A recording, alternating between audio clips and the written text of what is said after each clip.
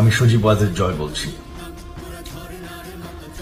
বাংলাদেশে এখন একটি বিশৃঙ্খল পরিস্থিতি চলছে। সারা দেশে আমাদের ভাঙচুর হচ্ছে, লুটপাট হচ্ছে, আমাদের শহরের বাইরে আমাদের নেতাকর্মী, আমাদের আওয়ামী লীগের নেতাকর্মীদের উপর হামলা চলছে, অনেকে হত্যা করা হয়েছে। এই পরিস্থিতিতে আমি বলতে চাই, আওয়ামী লীগ হচ্ছে বাংলাদেশের সবথেকে পুরাতন গণতান্ত্রিক এবং সবথেকে বড় দল। আওয়ামী লীগ কিন্তু মরে যায়নি। আওয়ামী লীগ এই দেশকে, বাংলাদেশকে স্বাধীন করেছে। আওয়ামী লীগকে শেষ করা সম্ভব না। আমরা বলেছিলাম যে আমার পরিবার আর রাজনীতি করবে না, তবে আমাদের নেতাকর্মীর উপর যেভাবে হামলা হচ্ছে, এই পরিস্থিতিতে আমরা হাল ছেড়ে দিতে পারি না।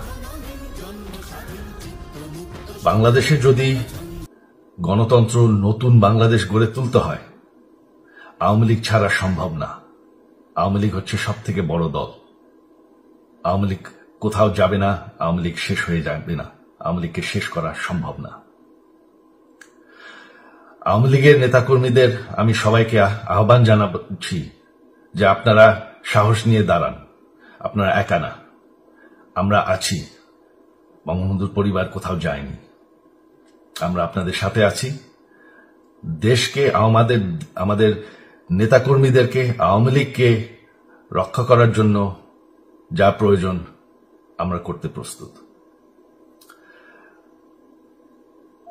এই যে আমাদের বর্তমান যারাই আছে ক্ষমতায়, তাদেরকে আমি বলবো যে আমরাও একটি গণতান্ত্রিক, শৃঙ্খল, নিরাপদ বাংলাদেশ চাই, জঙ্গিবাদ মুক্ত।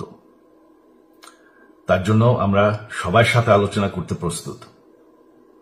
শুধুমাত্র তারা যদি জঙ্গিবাদ এবং ভায়োলেন্স বাদ দেয়। শেখ হাসিনা মরে যাননি, আমরা কোথাও যাইনি। বাংলাদেশ আওয়ামী লীগ ছাড়া গণতন্ত্র, নির্বাচন সম্ভব না।